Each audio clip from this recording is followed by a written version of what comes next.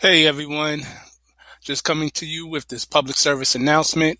If you haven't heard about Anchor, it is the easiest way to make a podcast. So let me explain. First and foremost, it's free to do so. You don't got to come out of your pocket.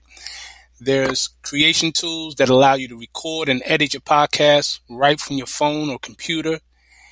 Anchor will distribute your podcast for you, so it can be heard on Spotify, Apple Podcasts, and a whole bunch of others platforms. You can make money from your podcast with no minimum listenership. That's why I got on it. It's everything you need to make a podcast in one place. Download the free Anchor app or go to anchor.fm to get started. All right, peace.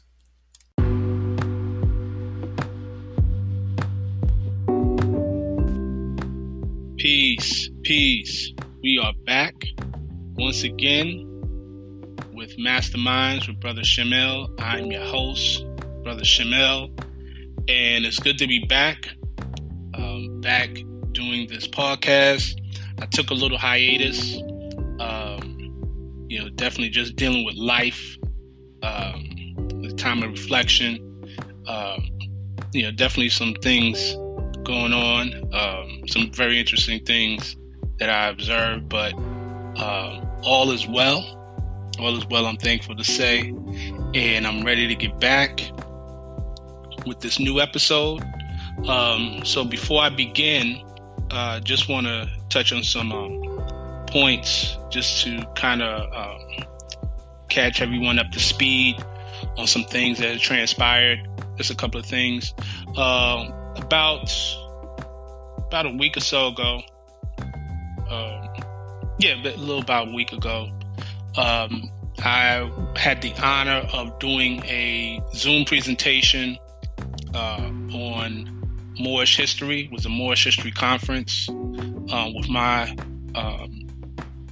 dear brother, my big brother, Grand Governor Robert Stonell from the Moorish Science Temple of America in Durham, North Carolina.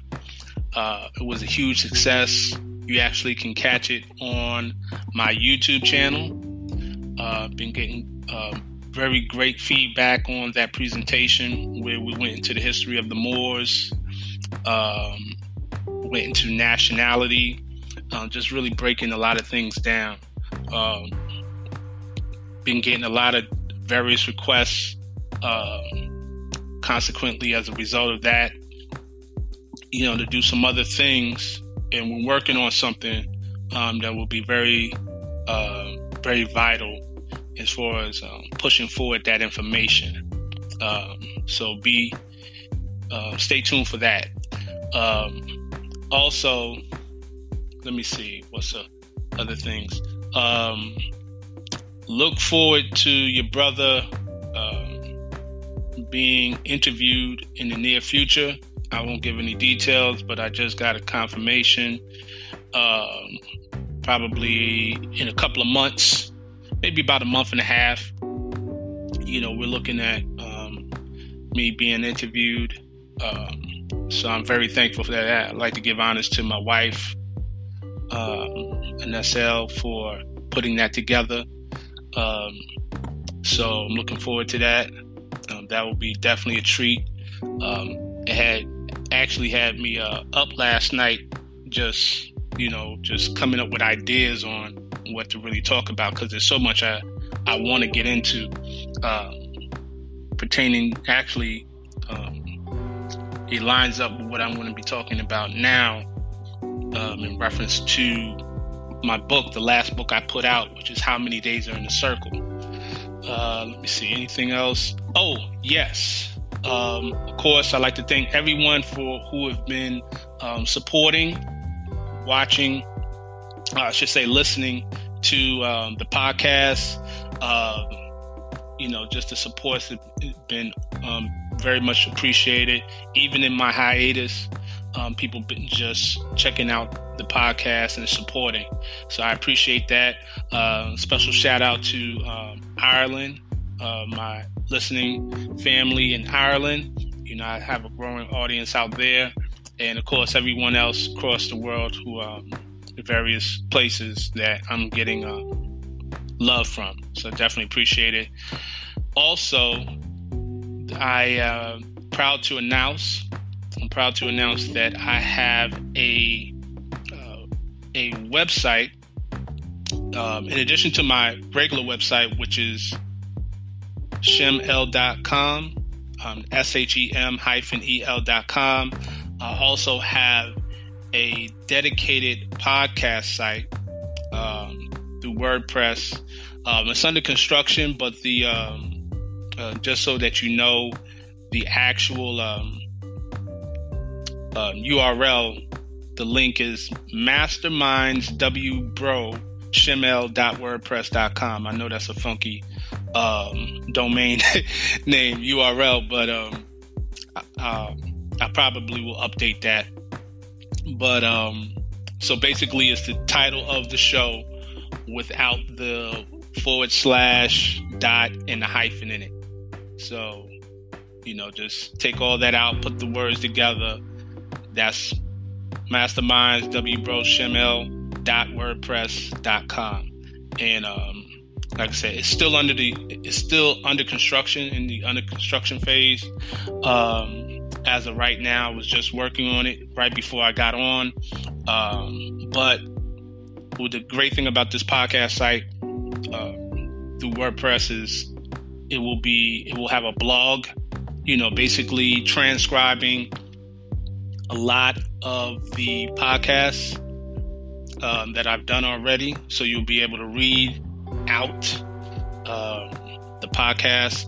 Also, we'll have a link for you to click on to donate. I've been getting, it's been brought to my attention that a lot of people have, should I say a number of people, I'm not going to say a lot of people, like there's been hundreds of people, but a number of people have been wanting to donate and support financially to help with the podcast and support. And I just found out today that for some strange reason, Patreon had unlaunched my Patreon page, which I thought was strange that they would do that. So I had to relaunch it. So it's active now. So for those who want to contribute to my Patreon site, the link is available. You can just, wherever the link is, where it prompts you to go and donate, you can go ahead and donate and support. Definitely appreciate it. Me being a one-man operation, I have my hands in a lot of things. I try to be focused as much as I can. Sometimes I miss things, but definitely hold me to the fire. Reach out to me on my website. Go to the URL. You can send me a message. Say, hey, Brother Shem, we like to see this and certain things happening, so we can support more on the Patreon, etc. And I will, get up on it. So that, also we'll have merch. We will have some merch available, particularly some shirts. If you go onto the website now, the podcast website, it has a template on it, but that will be updated with actual t-shirts with the name and a design pertaining to the podcast, which will promote the podcast, so you can further show love. Just put it out there and show love. I appreciate all the support I'm getting now, and really look to really push this hard this year in 2021. So I think that's all of the updates for now. And again, with this transcribing of the podcast into a blog, I already have a blog on my website, but it just has a few entries. This kind of streamlines everything. I'm looking forward to actually put together this as the basis of putting out more literature in book form. I might put it out, as my previous books. Most of my books is for those who purchase my books. Basically know that my books are really packed. Each book has over 120 pages, but there's so much information in those pages.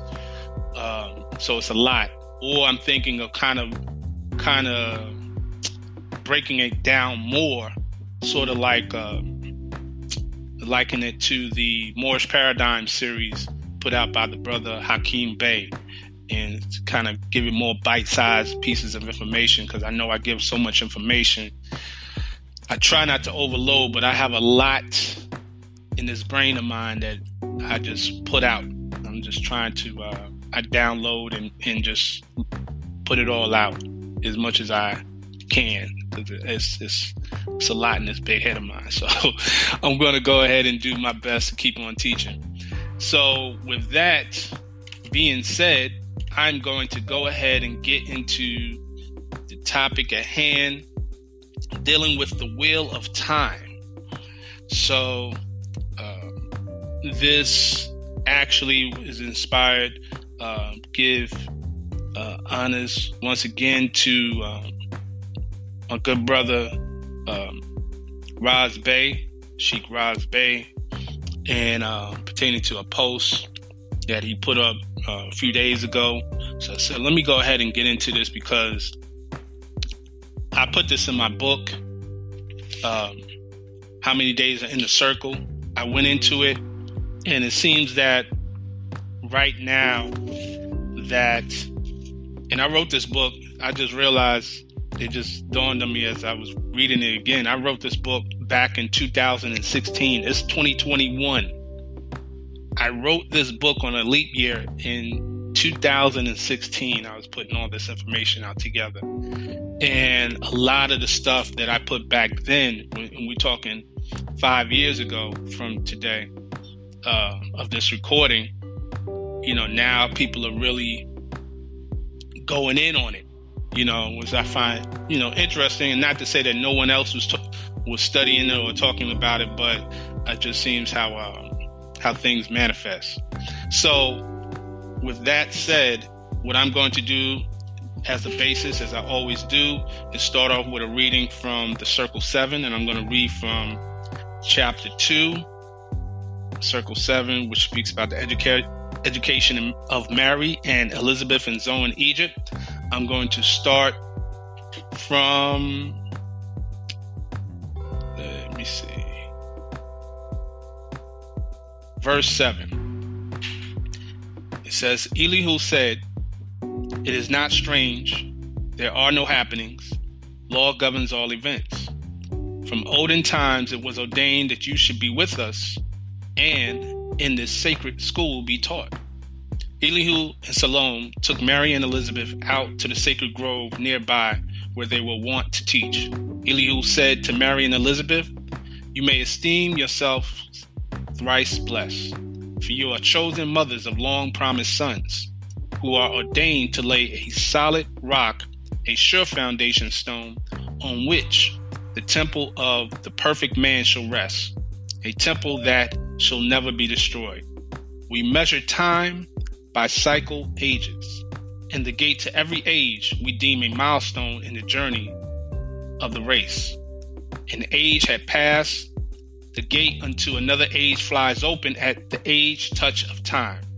This is the preparation age of soul, the kingdom of Emmanuel, of Allah in man. And these, your sons, will be the first to tell the news and teach the gospel of goodwill to men and peace on earth. A mighty work is theirs, for carnal men want not the light. They love the dark. And when the light shines in the dark, they comprehend it not. We call these sons revealers of the light, but they must have the light before they can reveal the light. And you must teach your sons and set their souls on fire with love and holy zeal, and make them conscious of their missions to the Son of Men. So I'm just going to stop there and basically focus on that section particular where it speaks about cycle ages. We measure time by cycle ages, and the gate to every age we deem a milestone in the journey of the race. So it's very important to understand that when it says we, it's not speaking about every human being, because we know by today's standards right now, the average person does not measure time by cycle ages.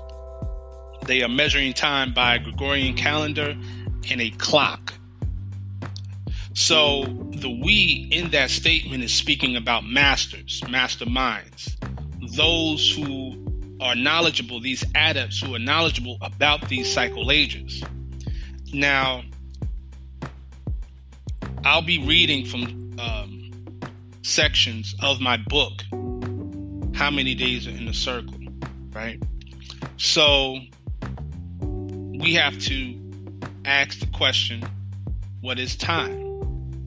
Time is the progression of existence and incidents that transpire in the usual sequence from the past through the present to the future.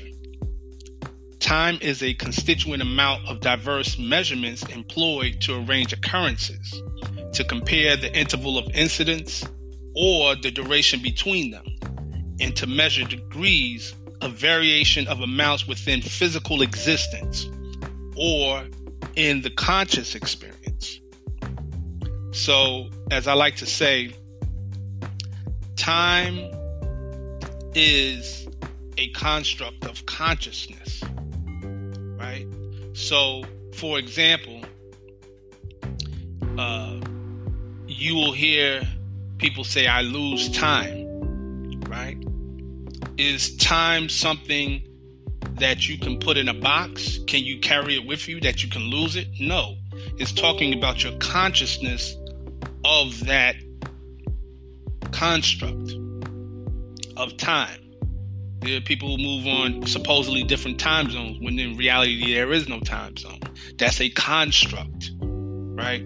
So you people say you zone out. I've done that all the time, particularly in meditation, where you lose track of time, right? So we're talking about the conscious experience. Time is frequently denoted as the fourth dimension, along with the three spatial dimensions, right? So time has long been a key topic of research within religion, philosophy, and science. However, defining it in a way that's relevant to all areas without circularity has constantly evaded the intellectuals. So basically, when you try to define it in a way without denoting the circle, right? Understanding the cycle ages. If you try to define it outside of the cycle, the circle, then you're going to get into a realm of confusion. You have to relate it to the circle, right? Okay, so the question would be like, what does time or what does days have to do with a circle, right? And keep in mind, Euclid once said that a circle is a plane figure bounded by one line. So what do days have to do with a circle? What does time have to do with a circle? The answer to that question resides in the fact that most American Muslims, as well as many masterminds, measure time by cycle ages. As I said before, the masterminds measure time by cycle ages. So in geometry, a circle is an element of plane angle measurement, right? That is equal to 2 pi radians, 360 degrees. Now that's 360 is going to make an important point in that 360 a little later, right? So a cycle is also denoted as a revolution, a complete rotation, a full circle, or a turn.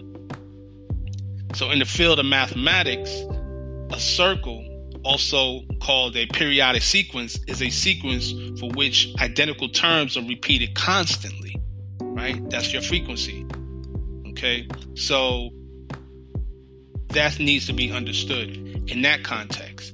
So we have what's called the circle of time. So early cultures such as the Incan, the Olmecan, Mayan, Hopi, and other Native American tribes, as well as the Babylonians, ancient people of ancient Kemet, known today as Egypt, Hindus, Buddhists, etc., possess the idea of what's known as the Wheel of Time. They considered time as cyclical, comprising of recurring ages that occur to each being of the universe between birth and extinction. So, in Sanskrit language, the Wheel of Time is known as Kalachakra. Okay? Now, the Kalachakra is a word utilized in Buddhism, which means wheel of time or time cycles. Remember, we measure time by cycle ages. Okay? So, Kala is a Sanskrit word meaning time. And keep in mind that the word chakra itself comes from the word meaning wheel or circle. So when you hear Sokala Chakra, and we all have heard about the 7 chakras, and you see the diagram of that person in the lotus position and the little circles up down from the head down the spinal area, right? Kalachakra, that's the wheel, the circle. So Kalachakra is commonly utilized to denote an adept teaching and practice in Tibetan Buddhism. Even though the knowledge is quite complex and metaphysical, there is a custom to present it to the masses. And I spoke about this in an earlier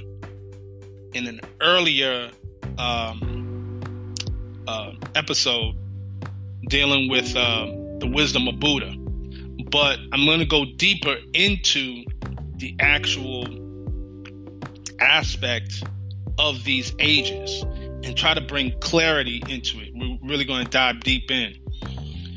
So, the Kalachakra teaching revolves around the idea of time and cycles. From the cycles of the celestial objects to the cycles of one's own breathing, right? So, your breathing has cycles as well. So keep in mind that there's something called chronobiology, okay? And chronobiology is a type of biology which inspects cyclic phenomena in life forms and their adjustment to solar and lunar related rhythms. These cycles are known as biological rhythms, or what you call biorhythms, okay? So chronobiology comes from the ancient word of chronos, meaning time, and chronos is also the Titan, is the name for the Titan, or the god of time, which is also connected to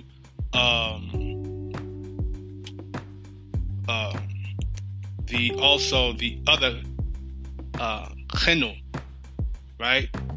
Chenu in ancient Kemet. So we got to keep in mind of that as well. So that is time.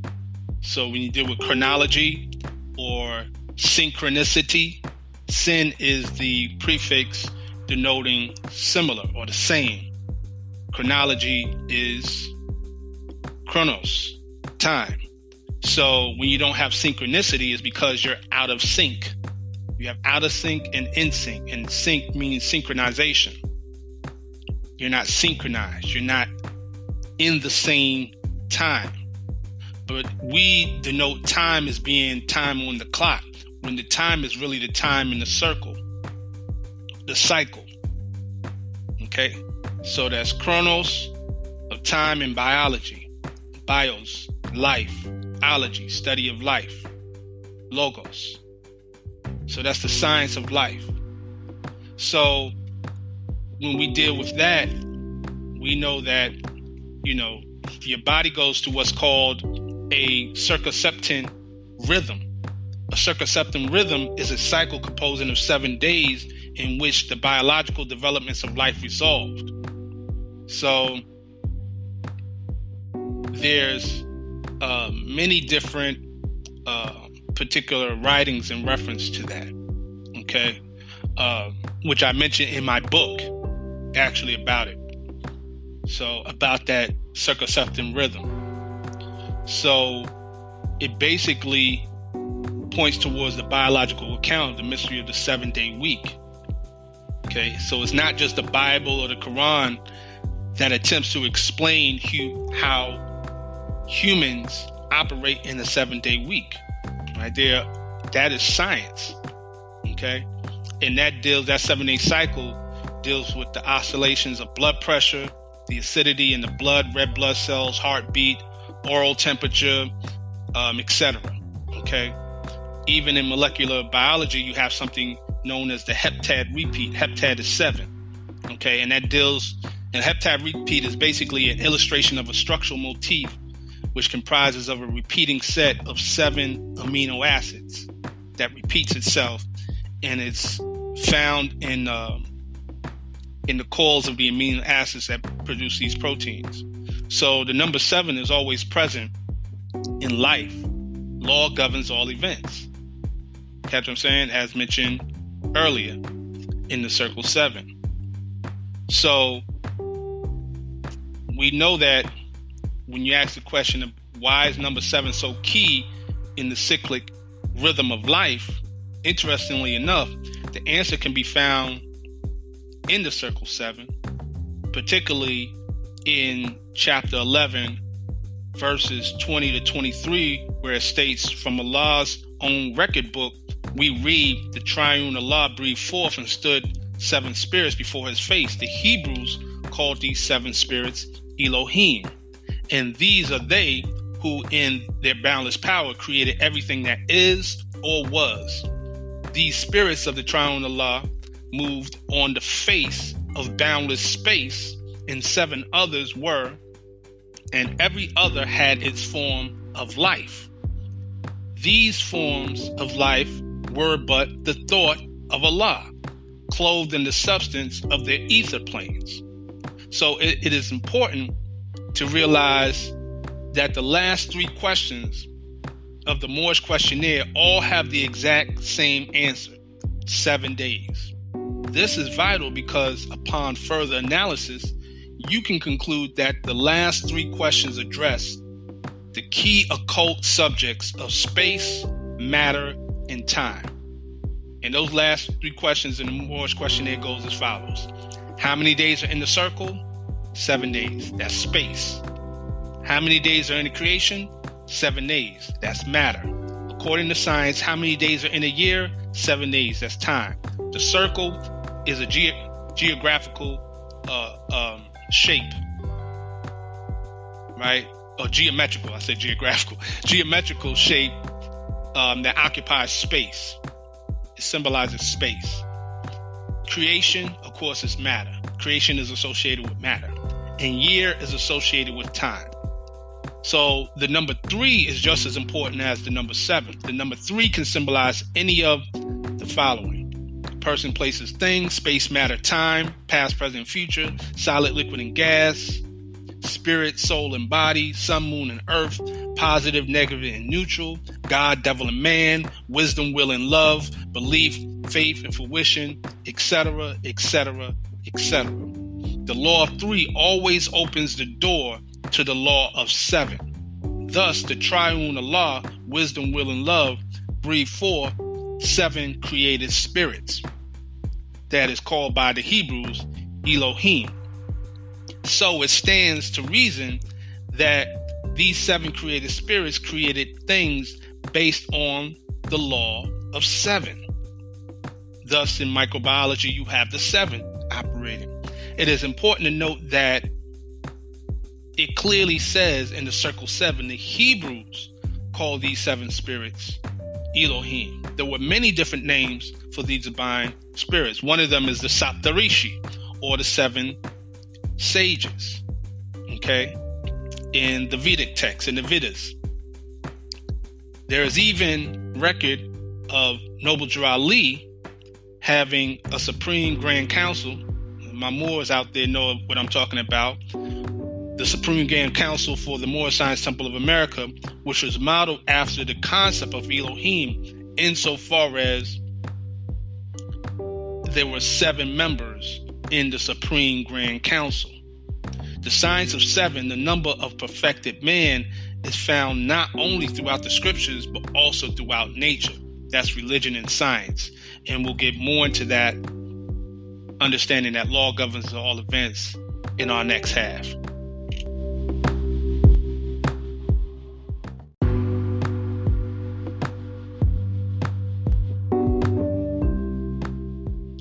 When we talk about the Kalachakra, the wheel of time, the Kalachakra teaches the exercise of manipulating the subtlest energies within one's own body on the journey to becoming Buddha.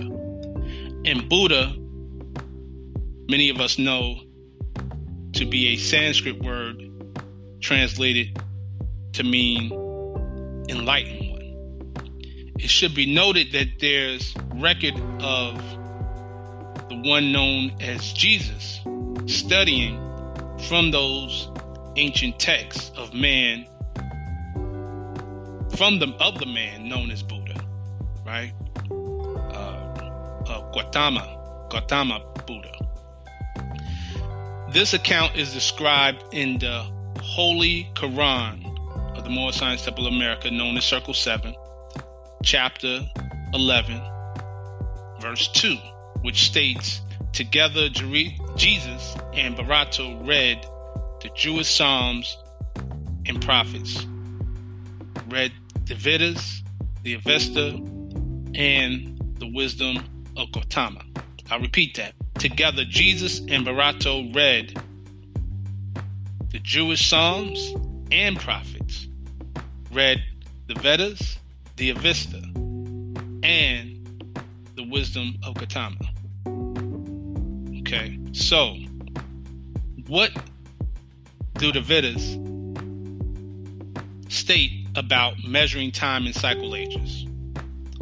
The Vedas speak of time in terms of something known as a yuga. The word yuga is a Sanskrit word that literally means age. So again, we get back to that part in the Circle 7 where it says we measure time by cycle ages. And this is very important. And I'm going to get into something that I recently came to realize just recently that I didn't think about before when I studied about the ages. But I'll get into that a little later because it's really powerful when I think about it. What Noble Drew Ali, the information that he was on. So, in the Vedas, Yuga is a period within a 4-age cycle. That 4-age cycle, that's the wheel of time now. The Kalachakra is one wheel of time. Within that one wheel, there are 4 ages that repeat itself to complete the wheel. And though each age is called a yuga. So a complete yuga starts with Satya Yuga.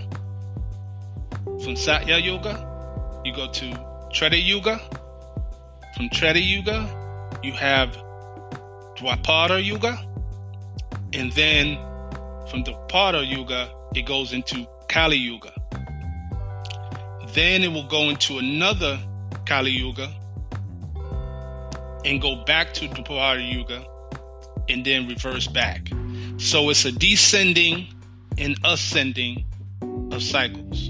And once it reaches back to Satya Yuga, it'll go into another Satya Yuga. So you have 2 halves of this circle, both kind of mirroring. If you were to look at the diagram, it looks like the sides mirror each other from the ascending and the descending side. So many will say that our present time is the Kali Yuga, okay? Which they say, based on the Vedic text, which began at 3102 BCE, that's before Christian era, with the close of the Mahabharata War, okay? So let me break down what each yuga represents. The Satya Yuga is a time of truth and righteousness. The Treta Yuga is a time of domination, and extremities. Dwapara Yuga is a time of disease and discontent. Kali Yuga is a time of gloom and ignorance. Now, before I go into that aspect of the Yuga, I want to make something clear, okay? And we're going to explore this. Now, even though I just said that based on the Vedic text, it has been determined that our time is in Kali Yuga, when you look at various diagrams, and I have one in my book, it will denote that we are in Dwapara Yuga, interestingly enough. Okay? So, also interestingly enough, each yuga, there's other names for these yugas. Okay? So, and I'll break it down. Satya Yuga, as I said, is a time of truth, would be called the Truth Age. Treta Yuga, which is a time of denomination, or I should say domination. I always mix up those words. Time of domination, right? Would be called the Mental Age. Dwapara Yuga, which is the time of disease and discontent, is likened to what's known as the Electrical Age. And Kali Yuga, which is the time of gloom and ignorance, has also been called the Dark Age. And you've heard that a lot. The Dark Ages, right? Came out the Dark Ages. Now, interestingly enough, the Electrical Age is something that was spoken about. Keep in mind, I said in certain diagrams, they will show us being in the Dwapara Age. And Noble Drew Ali in the early 1920s spoke about the Electrical Age, or as he termed it, the Electrified Age. So what I'm going to do is read from a particular article found in Moorish literature, which is basically a collection of articles that were in the Moorish Guide newspaper that was put forth by the Moorish Science Temple of America at the time, of which Noble Drew Ali was not only founder of the movement, of the organization, but he was also editor-in-chief. So it says, in Savior of Humanity, in this electrified age, men are racing into this life without complete knowledge of where they are going or what the end will be, when riches seem to be their only pursuit, to be obtained any way and at any cost, when selfishness, avarice, greed, and lust dominate their very being, when humanity in general is left at the mercy of those who have no mercy in them. It is truly wonderful and astounding to see one come into this mad human drama for the sole purpose of saving humanity, losing all sight on those things worldly and yielding absolutely to a cause higher than has ever yet been attained. This picture is the likeness of Prophet Noble Drew Ali, who is serving humanity, coming as he does with a message for the nations in somewhat the same manner as did Jesus, Muhammad, Buddha, Confucius, and other prophets of their day. Only the things of this prophet's days differ from the ills of the days of the past. And yet, the remedy for the ills of today is about the same as the remedies for the days past, all turning about the pivot love. Love for humanity. Humanity must be lifted from the unwholesome depths of poverty, misery, and suffering and placed on a solid rock of salvation. There are some who claim to do this, but upon investigation, one finds that they have slouched under the wings of their cross to extract from those who come to them means by which they can have pleasures of this life, while they point their followers to joy after death. While they feed their sheep, they also shear them while eating. At the close of their day, the master will be heard to tell them, "You have your reward, get thee hence." Right? And so I want to stop there. And it goes on. But the point I was making is that during that time, Noble Drew Ali have referred to this time as the Electrified Age, which is the electrical age, right? We're in the age of technology. We're in the age of the internet, okay? Where everything is at the tip of your fingers. You can get on a laptop, iPad, mobile phone, and access the whole entire world. It's called the World Wide Web, right? And yet, as I mentioned, this is also a time of disease and discontent. Is it not? Is there not the COVID-19 supposed pandemic? Some would say plandemic. Does that not exist?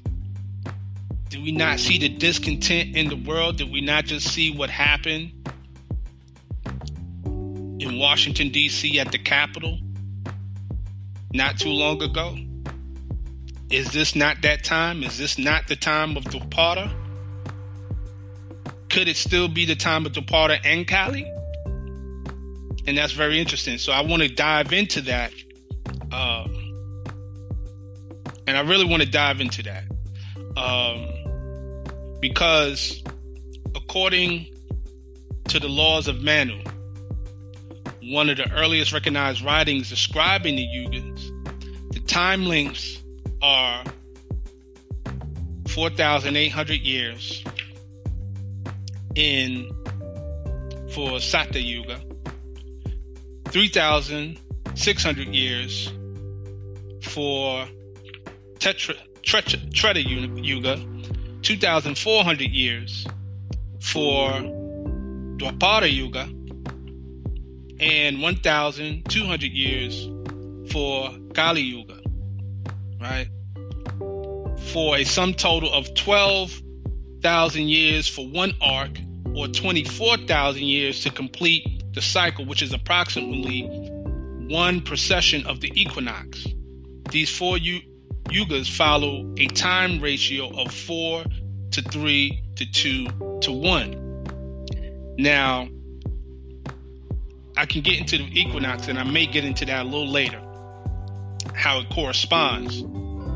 But I'm going to, before I do that, and before I even go into the laws of Manu, because the laws of Manu, well, let me just say this to just explain this, okay?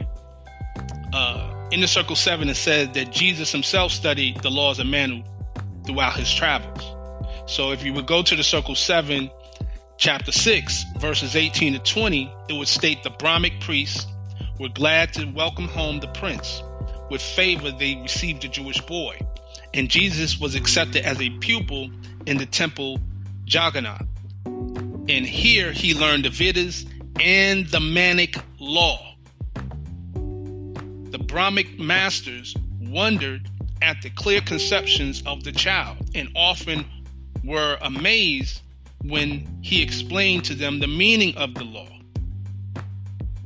It is important to note that it says that Jesus learned something that was described as the Manic Law. Okay? It is already known that he was well learned in the Hebrew Torah. Okay?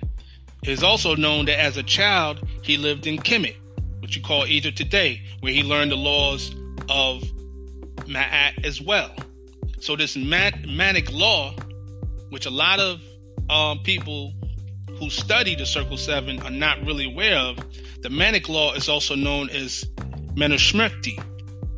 And Manusmriti, which is another way of saying the laws of Manu, is the most significant and earliest work within Hinduism. Okay? And the text, it presents itself as a discourse issued by Manu, who is described as the progenitor of mankind to a group of sages or the rishis who asked to tell him the law of all the social classes. Okay? It's described as Manu being the son of Brahma. Okay? And there's a whole thing with that, which I describe in my book, How Many Days Are in the Circle. And I won't go too deep into that, but there's a whole section about this particular law of Manu called Manusmriti, which, like I said, a lot of people who study the Circle 7 don't even know about Manusmriti and why it said the Manic Law. Okay, it's not pertaining to a man, but Manu. Okay, so let me go back to what I was about to say before about those yugas. Okay, because this is very important that we have a clear understanding. So even though I mentioned those years, right? It says what I said: 4,800 years, 3,600 years, 2,400 years, 1,200 years, right? In the units of time based on the Vedas, right, they have what's called Diva Years, or celestial or divine years, where in the measurement of a year, they equated with actually 360 human years. Okay, so 1 year, this also is likened to that passage in the Bible, where it speaks about as 1,000 years, 1 day, 1,000 years, right? So that's where particularly in 2 Peter chapter 3 verse 8, with God 1 day is as good as 1,000 years, and 1,000 years as a day, right? Also connected with that takes you back to Psalms chapter 90 verse 4. 1,000 days in your sight are like 1 day going by, right? So it is making a distinction between God years, divine years, and human years. Okay, so it is very you have to understand in this. This is put actually in the Bhagavad Gita, and I'm going to read the Bhagavad Gita, the section, the translation of it, where I gave that explanation. It says the duration of the Satya Yuga equals 4,800 years of the demigods. The duration of the Treta Yuga equals 3,600 years of the demigods. The duration of the Dwapara Yuga equals 2,400 years, and that of the Kali Yuga is 1,200 years of the demigods, right? So, as we mentioned before, 1 year, one divine year of the gods or the demigods, right? Diva is God, is equal to 360 years of human. Okay? Therefore, if you took just the Satya Yuga, you would multiply the 4,800 by 360 years, which will give you 1,728,000 years. You do the same thing with the Treta Yuga, you get 1,296,000 years. Dwapara Yuga, 864,000 years, and the Kali Yuga would be 432,000 years. Okay?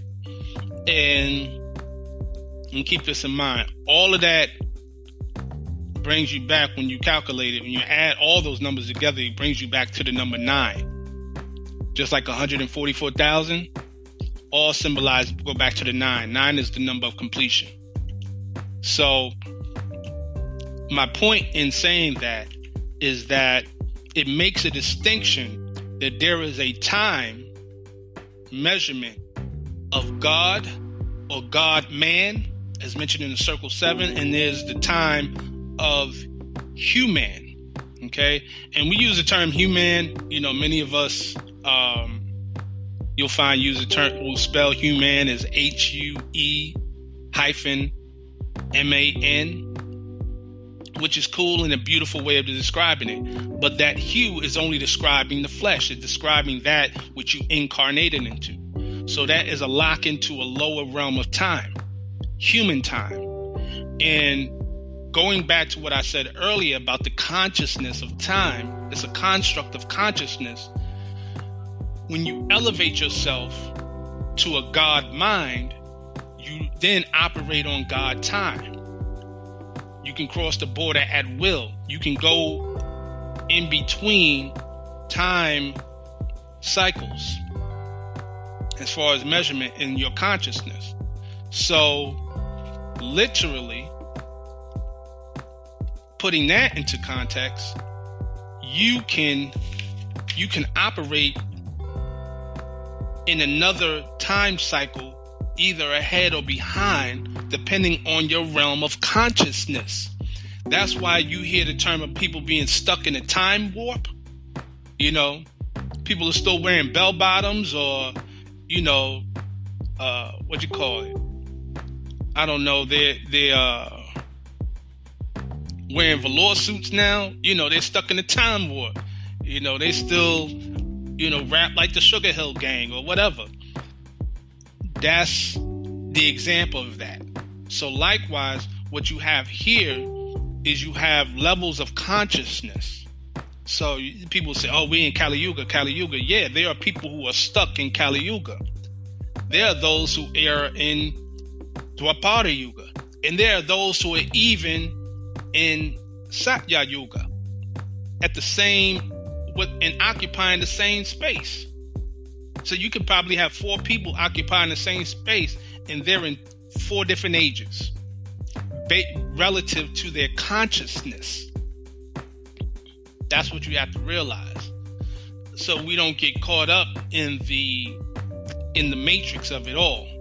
This is very key, and that's what I want to break down, is that time is relative to consciousness. So as you elevate your consciousness, you can move out of the time age that other people are stuck in. If that makes sense, if you're following what I'm saying. So I want to keep that in mind. So these are things that we need to understand about these ages, these time ages. Thus, that brings on a whole new meaning when you read that part in the Circle 7 that says, we measure time by cycle ages. Remember, there are cycles within cycles. There's a microcosm for a macrocosm and vice versa. As above, so below. As within, so without. We measure time by cycle ages, and the gate to every age we deem a milestone in the journey of the race.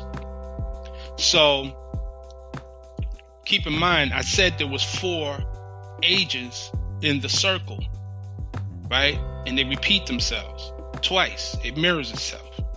So when you look at the symbol of what they call the Circle 7, you will see the 7 in the middle. We already talked about the significance of the 7, and you will see what people say is a circle, but it's not really a circle. It's really 4 concurrent arcs that are positioned in such a way that it gives the appearance of a circle. Keep in mind what I just said.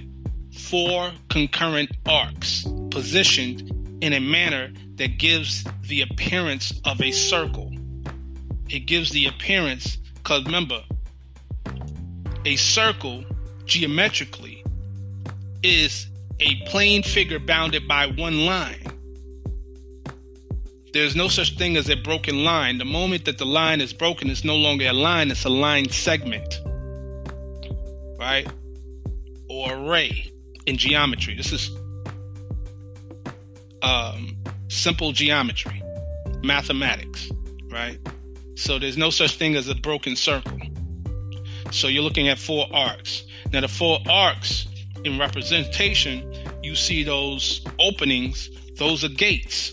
And you even hear people who study more science talk about the North Gate, right? And if there's a North Gate, there's a South Gate. And if there's a South Gate, there's an East Gate. And there's a West Gate.